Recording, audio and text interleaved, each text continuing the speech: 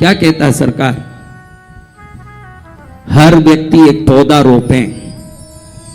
कैसे मूर्ख सरकार है देखो। मैं तो कहता हूं कि पौधा तो रोपो, किसने मना किया? धरती हरी भरी होनी चाहिए। लेकिन सरकार को यह भी कहना है कि हर, देखो सरकार ये कहने लगी कि हर आदमी एक पौधा पालो, एक पौधा पालो, कि नहीं? अरे पौधा तो पालेंगे, रोज 100 पौधे लगाना, लेकिन ये भी सरकार को साथ कहना है हर व्यक्ति अपने दादा दादी को वृद्धाश्रम में मत डालो, अपने घर में पालो। पौधा तो पालोगे ही पालोगे। पड़े हैं बाहर आपके वृद्धाश्रम में, घर घर के लोग आज बूढ़े बूढ़ी कहीं तड़प रहे हैं न, उनके बेटे बेटी पोते पोती किसी ऑफिस में बेंगलुरु चेन्नई में बड़े कंपनी में काम करके मजा ले रहे हैं और उनके बूढ़े गांव में पड़ के तड़प रहे हैं। ध्यान रखना, जब घर में बच्चे होते हैं और आप किसी नौकरी में लगे होते हैं, जैसे ही आप घर में पहुंचते हो तो गरम गरम जो काफी आपको मिलती है ना, अगर ये बूढ़े लोग नहीं होंगे ना, आप अकेले होंगे, थक के वापस आके जो खुद ही रसोई बनाते हो, इसका कारण यही है कि आपने अपने बुजुर्गों को घर से धक्का मार के बाहर निकाला है। वो बुजुर्ग भले ही हैं लेकिन असक्त नहीं है। कितने घरों में जिन्होंने बुजुर्गों को प्रेम से घर में रखा है, वो ऑफिस से वापस आते ही बहू को सास कहती है बेटा बहुत थक के आई होगी, गरम काफी पी ले। वो प्यार उस सासू से मिलता है बहू को जिस बहू ने सासू को प्रेम दिया है। जब पेट दुखता है, जब भी गले में खराश आ जाती है, जब कान का दर्द होता है, अगर ये बूढ़े होंगे तो किसी डॉक्टर के पास जाने की जरूरत नहीं, तेज पत्ती लवंग इलायची ही औषधि बन जाती है इन दादा दादियों के प्रेम में। बहुत छोटी चीजें इनके हाथ पड़ के औषधि बन जाती है और उसी समय इनके हाथ लगे हुए वो छोटे छोटे नुस्खे हमारे लिए बहुत काम करते हैं। आज कई दादा दादी ऐसे हैं जिनके पोते पोती बेंगलुरु के कॉन्वेंट में पढ़ रहे हैं, महाराज चेन्नई के कॉन्वेंट में पढ़ रहे हैं, देहरादून के कॉन्वेंट में पढ़ रहे हैं। उनके माँ बाप यानी बेटे बेटी इन दादा दादी के, एक ऑफिस में ऊटी में काम करता है, एक बहू ऑफिस में कोयम्बतूर में काम करती है। चिंता करती है कि बच्चा अकेला कॉन्वेंट में पढ़ेगा, कैसा होगा। राजू भाई सोनी को भी याद होगा महाराज, इनका बेटा बेंगलुरु में पढ़ रहा था, सेठ साहब कृष्णगिरी में नोट गिन रहे थे, इनकी पत्नी तो मजा लेके घर में बैठी थी। वो दादी थी जो पोते को संभालने कॉन्वेंट के हॉस्टल में जाके बेंगलुरु में बैठी थी, वो दादी है जो पोतों को संभालती है। एक दादी होनी चाहिए जो पोतों को संभाल सकती है, जो पोतियों को संभाल सकती है। सरकार को कहना चाहूंगा भाई आप सभी प्राणी पर बहुत प्रेम देते हो, पौधों पर दिल लगाते हो, क्योंकि पर्यावरण का संरक्षण जरूरत है। पर्यावरण का संरक्षण जरूरी है मैं मानता हूं, लेकिन परिवार का संरक्षण भी बहुत जरूरत है महाराज। सरकार ये भी करें कि एक दादा दादी को हर पोता अपने साथ रखे, एक दादा दादी को हर पोता अपने साथ रखे, हर बेटा अपने माँ बाप को साथ रखे। ओम ओम।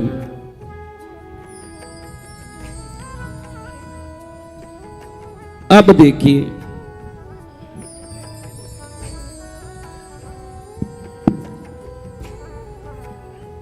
कितने लोग अपने माँ बाप के साथ रहते हैं। ओम। ये नल ने अपनी पढ़ रही है। ओम। देखो अभी न्याय से हाथ उठाना, कृष्णगिरी में आए हो बिल्कुल न्याय करना। कितने लोगों के माँ बाप कहीं अलग रहते हैं और आप अलग से कहीं मौज ले रहे हो, वो सब हाथ ऊंचाओ। न्याय से हाथ ऊंचाना, जो नहीं ऊंचाएगा वो भगवान के, गुरु के, बाप के, माँ के, सबके दुश्मन। कोशिश करना, अगर व्यवस्था है तो आपके माँ बाप दादा दादी जो भी हैं आपके साथ रहें। ये बोल के खुश मत होना कि मैंने 5 आम के पेड़ बोए हैं, ये बोल के खुश मत होना कि मैंने 5 पीपल के वट वृक्ष के पौधे लगाए जो भविष्य में बहुत बड़े होंगे। बाद में जो बड़े होंगे वो पौधे को बाद में चिंता करना, आपको बड़े किए वो परिवार के बुजुर्गों की पहले चिंता करना। जय जय गुरुदेव। उनसे लाखों काम हुए महाराज।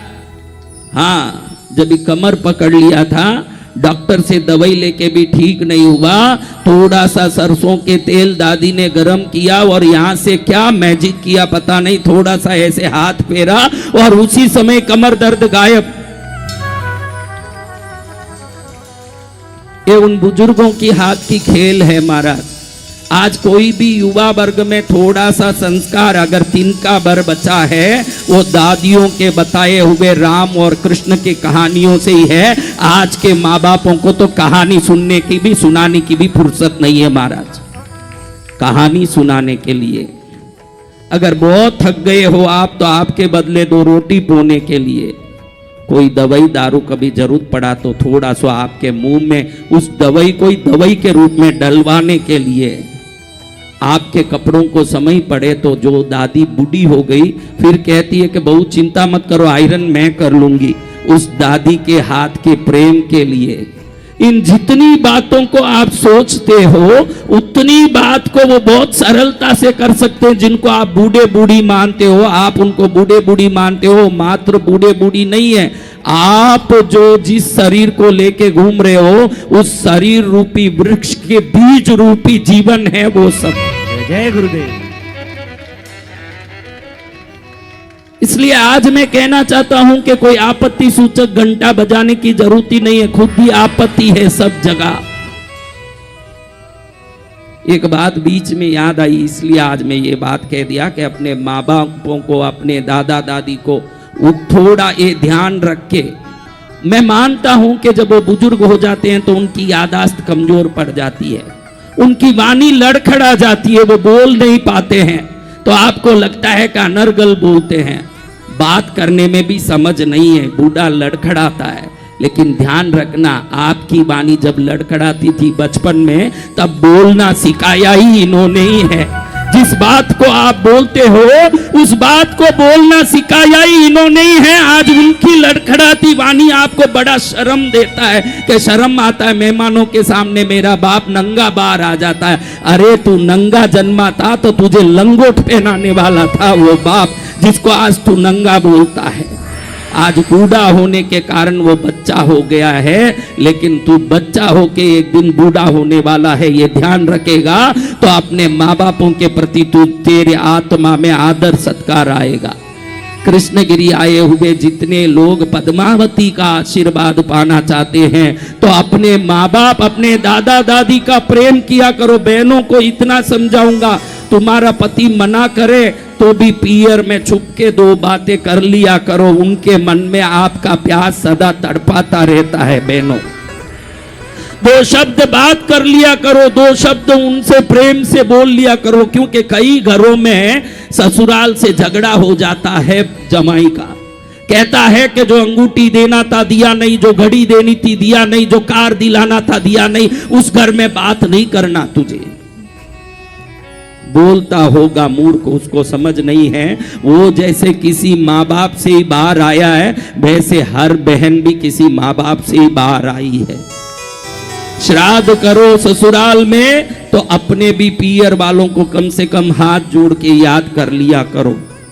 नवरात्रि में टॉपिक ये नहीं है कि माता पिता का संरक्षण, टॉपिक तो देवी का है, लेकिन मैं मानता हूं कि देवी भी उन पर ही खुश होगी जो अपने माँ बाप का आदर करते हैं, वरना नवरात्रि और पूजा को क्या करूंगा। जय जय।